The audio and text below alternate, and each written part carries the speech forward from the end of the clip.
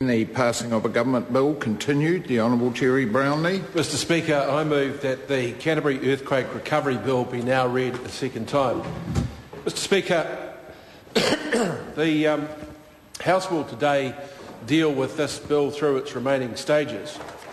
And as we begin the second reading, it is after a very short committee process at which some evidence was able to be gathered from people who have an interest in this bill.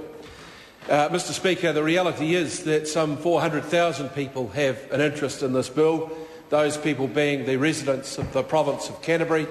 And in particular, there are those residents who are part of the very broken up areas of Christchurch, where life at the moment is not particularly comfortable, nor is it easy. And there are many others in the city who have uncertain employment futures, as the devastation has wrecked workplaces and severely disrupted business activity in many cases. I'd hasten to add that a great deal of the city is still functioning, that a great deal of people, a large number of people, are still very much gainfully employed, and one of the ways in which other parts of the country and indeed our offshore neighbours can help us is to continue trading with businesses who are operating in Christchurch, and I would definitely encourage them to do so.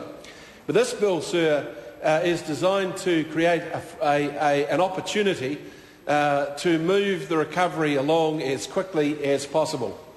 It essentially recognises the fact that if you have widespread community engagement and a whole lot of activity about how things get put back together, unless there is a decision-making body that's able to deliver on some of those decisions, some of those desires, then not much is achieved.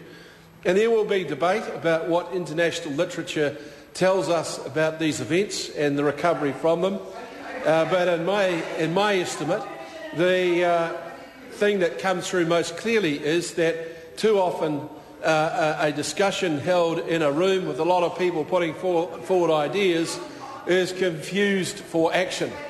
And, Mr Speaker, I sincerely think that having a structure that allows rapid decision-making that can give effect to decisions that the community is on board with is exactly what is required here.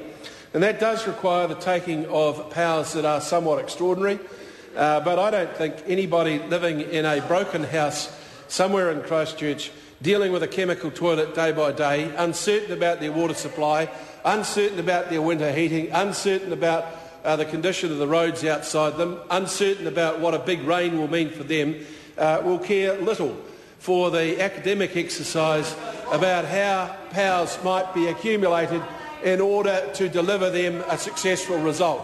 And, Mr Speaker, this bill is an enabling framework setting out a range of powers that may be needed to be exercised during the recovery process. It does have significant checks and balances on the use of those powers, and the most clear check and balance is a requirement that all of those powers must be exercised in the recovery process and cannot step outside of that.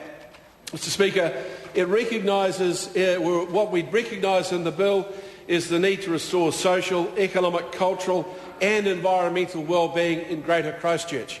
Mr Speaker, further, it recognises the need to facilitate, coordinate and direct the planning, rebuilding and recovery of Greater Christchurch, and places importance of community participation in the planning of the recovery while balancing that against the needs for timely, focused, coordinated recovery processes.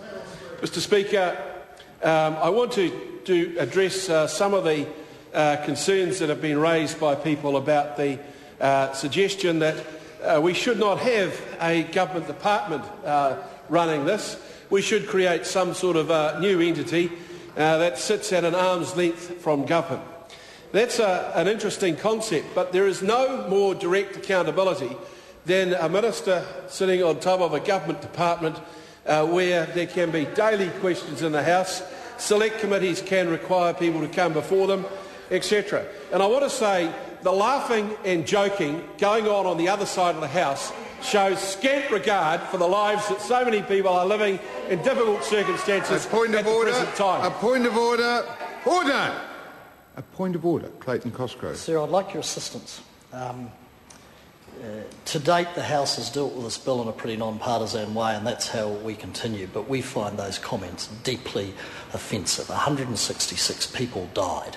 And for that minister to accuse us of being heartless and treating this in a frivolous way is outrageous, and I take offence to it. Well, I think you're adding some words to what the member said, but I think there was a bit of a reaction going on. And I just would advise the House, this is an issue that is somewhat sombre, and I think the will of the House is to progress it.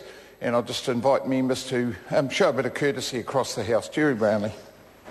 Mr Speaker, I take your recommendations on board. It's actually 181 people that are likely to have lost their lives in this event, and no one is losing sight of that. And I'll leave it to the public themselves to judge exactly how members of this House are dealing with such an important issue. What it does eventually lead to, though, sir, is the question about should we go slowly with all of this, or should we move at some pace? And the problem is that pace still takes a long time. There are decisions that need to be made here, sir, are very, very dependent upon decisions about, or research, I should say, about the condition of the land in Christchurch. They are dependent upon getting enough information to deal with individuals who have those broken properties and give them some choices about what their future is. Quite apart from that, in the social infrastructure, you have got schools at the moment showing extraordinary capability to get on with the job by making their facilities available to other schools in the near or close vicinity, schools operating in the morning with another school coming into those premises operating in the afternoon. We had a hospital, sir, one hospital in the city that has a major emergency department, itself partly damaged, but being able to deal with the problem. There are ongoing issues about the infrastructure around the health facilities. Mr Speaker, you could go on and on about what needs to be done to get Canterbury and Greater Christchurch back into good shape.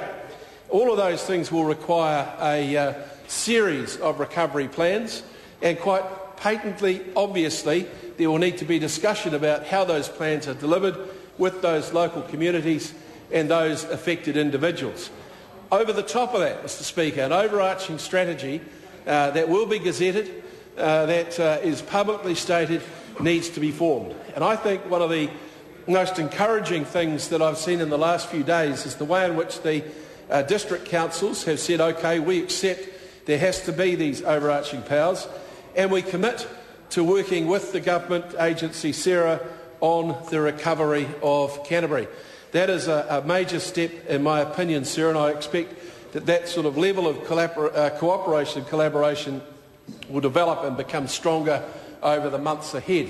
Also, sir, I want to compliment Ngāi Tahu for the way in which they, as not only major property owners, but very big leaders in the community of a large number of people, have come to the party right from the moment the earthquake struck, delivering services to people, particularly in the east of Christchurch, regardless of their particular affiliation.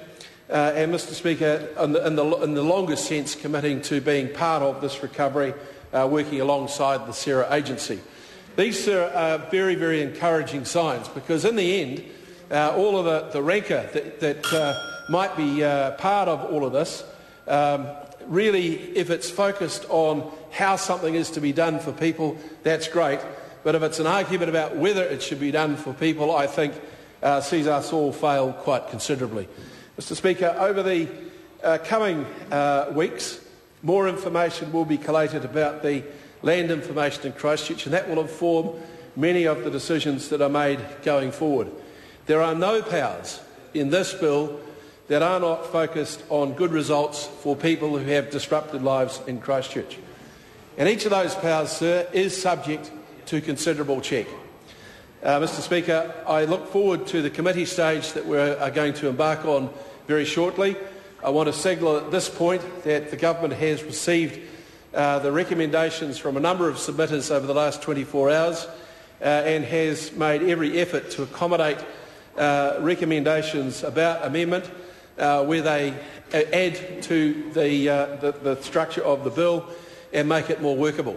And I want to thank those people who did go out of their way in a short time to deliver on it. Mr Speaker, I look forward to the rest of the morning and into the afternoon, evening. The question is the motion be agreed to. Mr Speaker.